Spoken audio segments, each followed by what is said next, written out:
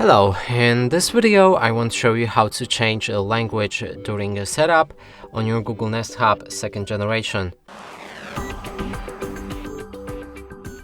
So as you can see, we have two different languages cycling. There's German and something else. I'm not sure what language is that. And we don't get English or whatever language we want. And to actually fix this, we'll need to open the Google Home app on our phone.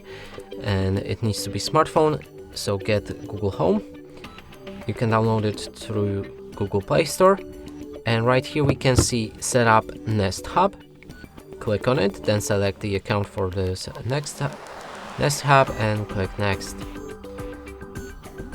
It will look for it with Bluetooth or Wi-Fi. Also make sure to enable both of the settings right here. And Nest Hub found, click yes, and now scan the QR code and you will see that the language will change to your native Android phone language.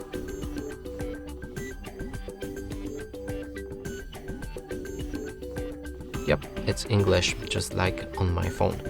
And that's it for this video. Hope you like it. Please consider subscribing to our channel, leave a like and a comment below.